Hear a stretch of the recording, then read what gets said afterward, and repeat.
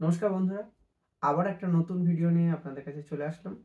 তো আশা করি আগের ভিডিওগুলো আপনাদের ভালো লেগেছে।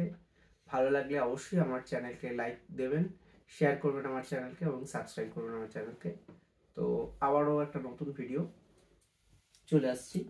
তো তার আগে অবশ্যই আমি আমার ডিসক্লেমার দিয়ে নিচ্ছি। Mutual fund investment are subject to be market risk. Read all scheme related documents carefully. Mutual ফান্ডে বিনিয়োগ বাজারগত ঝুঁকি সাপেক্ষ, সেটা বুঝেই এবং আপনার নিয়ারেস্ট ডিস্ট্রিবিউটারকে দিয়ে বা এমপি রেজিস্টার ডিস্ট্রিবিউটারকে দিয়ে ইনভেস্টমেন্ট করাবেন। তো চলে আসছি আমার ভিডিওতে।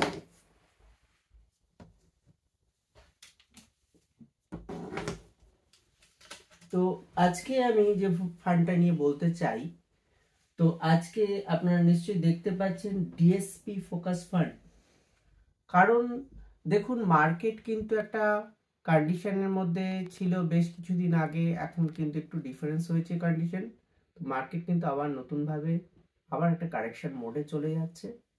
তো কারেকশন মোডের সময় যেটা প্রয়োজন আছে সেটা হচ্ছে ভালো কোম্পানিতে ইনভেস্ট করতে হবে এবং সময় দিতে হবে। সবচেয়ে বড় জিনিস হচ্ছে সময়, এবং সময় দিতে হবে এবং লং টার্মের জন্য ইনভেস্টমেন্টের বেছে নিতে হবে, তবে কিন্তু বড় টাকা তৈরি হবে। তো আজকে এই কারণেই আবারও সেই খুঁজতে গিয়ে আবারও নতুন করে ভাবতে গিয়ে আবার একটা নতুন ফান্ড খুঁজে পেয়েছি, যেটা নাকি আপনাদের ইনভেস্টমেন্টের জন্য মনে হচ্ছে ভালো হতে পারে। তো সেটা ভেবেই কিন্তু আজকে আবার নতুন এই ভিডিওতে এসেছি। তো আজকে যে ফান্ড নেওয়া হয়েছে সেখানে ব্যাংকিং সেক্টরে দেখুন, ডিএসপি ফোকাস ফান্ডে ব্যাংকিং সেক্টরে কিন্তু 14.73% টাকা অ্যালোকেশন আছে। ফাইন্যান্সিয়াল সেক্টরে আছে 12.42% অ্যালোকেশন আছে। আর আইটি এবং সফটওয়্যার সেক্টরে 11.21% অ্যালোকেশন আছে। এবং ফার্মাসিউটিক্যাল এবং বায়োটেকনোলজি সেক্টরে 9.96% অ্যালোকেশন আছে। ইন্ডাস্ট্রিয়াল প্রোডাক্টে 9.95% অ্যালোকেশন আছে। এই যে ফান্ড যে চয়েস করেছে টপ 5 সেক্টর, যেটা নাকি আমার মনে হচ্ছে আসছে দিনে যদি মার্কেট আরো কারেকশন আসে সেক্ষেত্রে কিন্তু ভালো করতে পারে।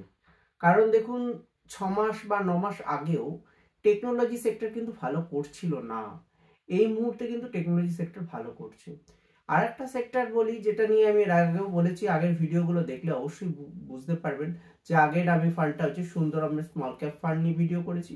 সেখানে আমি বলার চেষ্টা করেছি কিভাবে মানে ব্যাংকিং এবং ফিনান্সিয়াল সেক্টর, যেটা নাকি এখনো পর্যন্ত ভ্যালুয়েশন চিপ পজিশনে রয়েছে, যেটা নাকি ফান্ড ম্যানেজার মতামত অনুসারে বলছি তার কথাগুলো। তো ফান্ড ম্যানেজার কিন্তু ম্যাক্সিমাম ফান্ড ম্যানেজারই কিন্তু বলছেন যে ব্যাংকিং সেক্টর কিন্তু ভ্যালুয়েশন চিপ আছে। সেক্ষেত্রে ব্যাংকিং সেক্টরকে ফ্রন্ট রাখা হয়েছে এই ফান্ডের ক্ষেত্রে। এবং থার্ড যে সেক্টরটা নেওয়া হয়েছে ফার্মাসিউটিক্যাল এবং বায়োটেকনোলজি সেক্টর, যেটা নাকি একটা ডিফেন্সিভ সেক্টর হিসেবে কাজ করে। মার্কেট পড়ার সাথে সাথে এই সেক্টরটা কিন্তু অনেকটা ডিফেন্সিভ মোডে চলে যায় এবং স্টকগুলো কারেকশন কম হয়। মানে লাস্ট 2 বছর কিন্তু ফার্মাসিউটিক্যাল স্টক খুব একটা চলেনি। আর ইন্ডাস্ট্রিয়াল প্রোডাক্টের মধ্যে আছে যেটা নাকি গভর্নমেন্ট মেকিং ইন্ডিয়া প্রজেক্টের মধ্যে পড়ে যাচ্ছে এই সেক্টরটা, কিন্তু এই সেক্টরটা অনেকটাই চলেছে, শুধু 9.95% অ্যালোকেশন করা আছে। ফান্ডের ইউএম হচ্ছে 2523 কোটি টাকা এবং এই ইউএম হচ্ছে অ্যাজ অন হচ্ছে 30 নভেম্বর 2024 ডেট অনুসারে আপনাদের প্রায় 2523 কোটি টাকা ইউএম আছে ফান্ডে। ফান্ড ম্যানেজার আছে বিনীত সামরি আছে, আর ভবেন গান্ধী আছে।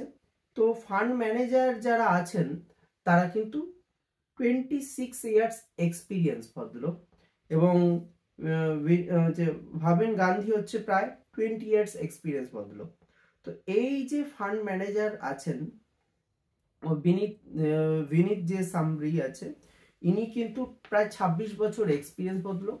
যেটা আমি বারংবার বলছি, ইনার যে চিন্তা ভাবনা বা থট প্রসেস সেটা কিন্তু আমার ভালো লেগেছে। এই কারণেই কিন্তু আমার নতুন করে আবার এই ভিডিও করা, যে মার্কেট যখন বুল মার্কেট থাকে তখন কিন্তু অনেক ছোট ছোট কোম্পানি এবং কোয়ালিটি নয় এমন কোম্পানি শেয়ারও কিন্তু বেড়ে যায়। কিন্তু যখন নাকি আপনার আসছে দিনে খারাপ মার্কেট বা মার্কেটে যদি এরকম ভোলাটিলিটি আসে, অর্থাৎ আপস অ্যান্ড ডাউন যেটাকে বলা হয়, এই ধরনের যদি মার্কেট থাকে, এই মার্কেটে কি চলবে সেটা হচ্ছে, যেটা ওনার কথার মধ্যে আমি ভালো লেগেছে, সেটা হচ্ছে কোয়ালিটি বিজনেস, কোয়ালিটি ম্যানেজমেন্ট এবং ভ্যালুয়েশন। তিনটে যে বিষয়, এটার উপর কিন্তু আমাদের শেয়ার বাজার সম্পূর্ণ দাঁড়িয়ে আছে।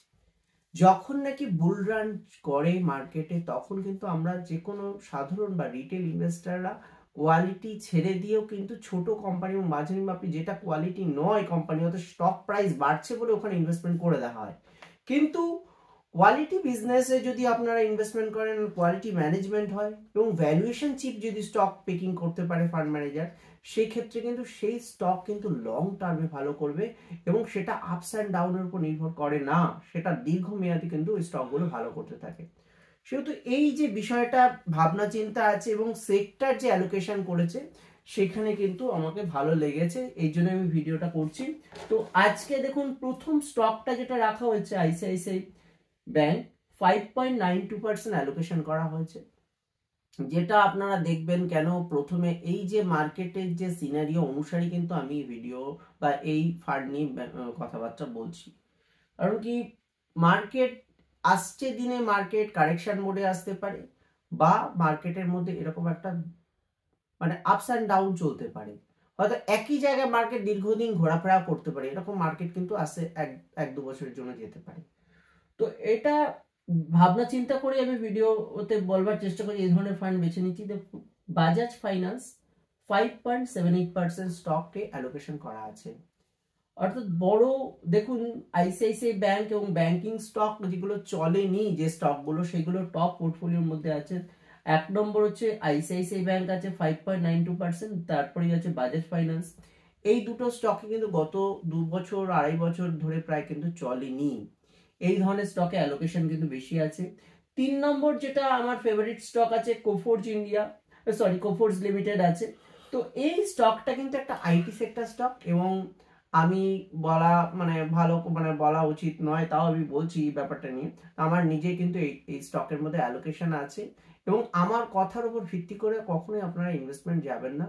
আপনি আপনার নিজের ডিস্ট্রিবিউটার বা এমটি রেজিস্টার্ড ডিস্ট্রিবিউটারকে দিয়ে ইনভেস্টমেন্টের পথ বেছে নেবেন এবং আপনি নিজে রিসার্চ করে অবশ্যই ইনভেস্টমেন্ট করবেন আপনারা যখন ইনভেস্টমেন্টে যাবেন। তো তো 4 নম্বর স্টক আছে এইচডিএফসি ব্যাংক লিমিটেড, 4 নম্বর স্টক।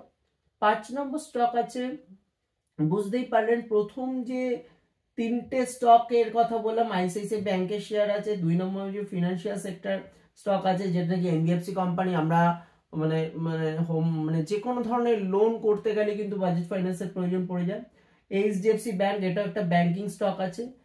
5 নম্বর স্টক হচ্ছে ইপকা ল্যাবরেটরিজ আছে, অর্থাৎ যে ফার্মাসিউটিক্যাল কোম্পানির মধ্যে এটা one of the leading company পড়ে যাচ্ছে। 6 নম্বর স্টক আছে অ্যাক্সিস ব্যাংক লিমিটেড, আবার একটা ব্যাংকিং স্টক। তো কির্লোস্কার অয়েল, এটা ইন্ডাস্ট্রিয়াল প্রোডাক্ট কোম্পানি একটা। 8 নম্বর আছে Cholamandalam investment and financial company limited, এটা কিন্তু এটাও একটা ফিনান্সিয়াল সার্ভিস কোম্পানি আছে। 9 নম্বর স্টক আছে ইনফোসিস লিমিটেড, 3.74% অ্যালোকেশন আছে। 10 নম্বর হচ্ছে ফিনিক্স মিল আছে, ফিনিক্স মিল লিমিটেড, এটা একটা রিয়েল এস্টেট কোম্পানি, যেটাতে আমার গত 2 বছর আগে নিজের ইনভেস্টমেন্ট ছিল। তো আমি স্টকটা ইনভেস্টমেন্ট করেছিলাম অনেক কম প্রাইসে এবং সেখান থেকে একটা বিশাল বড় র্যালি হয়ে গেছে, কিন্তু আমি পুরোটা প্রফিট বুকিং করতে পারিনি, কিছুটা প্রফিট পেয়েছি। যাই হোক, এই দুটো স্টক আমার পোর্টফোলিওতে আছে, কোফোর্জ লিমিটেড এবং ফিনিক্স মিল ছিল আগে। তো 11তম স্টক হচ্ছে পলিক্যাব ইন্ডিয়া, যেটা দারুণ একটা কোম্পানি, যার টপ লাইন গ্রোথ, আপনার যদি রেভিনিউ গ্রোথ দেখেন কোম্পানির এবং যদি প্রফিট গ্রোথ দেখেন, এই ধরনের কোম্পানিগুলো দুর্দান্ত আছে। এবং তারপরে আছে করমন্ডল ইন্টারন্যাশনাল, এটা একটা সারের কোম্পানি আছে। ভেক্টর ফুড হচ্ছে একটা বিস্কিট কোম্পানি এবং পাওয়ার ফাইন্যান্স 14তম স্টক। 13তম স্টক হচ্ছে ভেক্টর ফুড আছে, এটাও দুর্দান্ত একটা কোম্পানি। 14তম স্টক হচ্ছে পাওয়ার ফাইন্যান্স। পাওয়ার ফাইন্যান্সের বুঝতেই পারছেন যে মানুষের গরম বেড়ে যাওয়ার ফলে যে এখন যে সময়ের সাথে সাথে আমাদের কিন্তু এসি ব্যবহার বেড়ে গেছে, সেহেতু আসছে দিনে যে বিভিন্ন গভর্নমেন্টের যে চিন্তা ভাবনা আছে, সেখানে কিন্তু তাপমাত্রা বৃদ্ধির কারণে কিন্তু আমরা এসি ব্যবহার করছি। তো এই ধরনের যে প্রত্যেকটা কোম্পানি কিন্তু তার রেভিনিউ গ্রোথ করছে এবং প্রফিট গ্রোথ করা কোম্পানি, এবং এরা দীর্ঘদিন ধরে মানে বিজনেস করা কোম্পানি, যেগুলো নাকি ভালো মাপের বিজনেস করছে এবং গুড কোয়ালিটি কোম্পানিতে ইনভেস্টমেন্ট করা আছে মানে প্রত্যেকটা স্টকের মধ্যে। তো এই ধরনের ফান্ড আমার বেছে নেওয়ার এটাই হচ্ছে ব্যাপার, কারণ কি এই ধরনের ফান্ড এখন যদিও দেখবেন আপনারা র্যাঙ্কিং যদি দেখেন ভ্যালু রিসার্চে, এখানে কিন্তু বড় কোনো র্যাঙ্কিং নেই, কিন্তু আমার ফান্ড যেগুলো নিয়ে আমি ভিডিও করছি, তো আমার যে চিন্তাভাবনা লং টার্মে যেসব স্টক আসছে দিনে ভালো করবে, এই ধরনের ফান্ডে আপনি যদি অ্যালোকেশন করেন এবং লং টার্মে যদি আপনি ইনভেস্টমেন্ট করে বসে থাকতে পারেন, তাহলে বড় টাকা তৈরি হতে পারবে। এবং মার্কেটে অনেক কোম্পানি দেখতে পারবেন, যেসব কোম্পানি নিয়ে আমি বলতে চাই না, যেসব স্টকে অনেকে অ্যালোকেশন নেওয়া আছে, কিন্তু মার্কেটে যখন বড় কারেকশন আসবে, সেই সময় কিন্তু ভালো কোম্পানি সারা সময়ের জন্য মার্কেট পড়লেও তারা হয়তো পড়বে, কিন্তু যখন মার্কেট রিকভারি করবে, এই ধরনের কিন্তু স্টক কিন্তু অনেক ওপরের দিকে চলে যাবে। এবং মার্কেট কারেকশনের সাথে যখনই আপ মুভ নেবে মার্কেট, তখন কিন্তু এইসব স্টকগুলো আবার নতুন করে রিকভারি করতে পারে। ফলে আপনার যদি দীর্ঘমেয়াদীতে ইনভেস্টমেন্টের পথ হিসেবে বেছে নেন, এই ধরনের ফান্ড বাছা যেতেই পারে।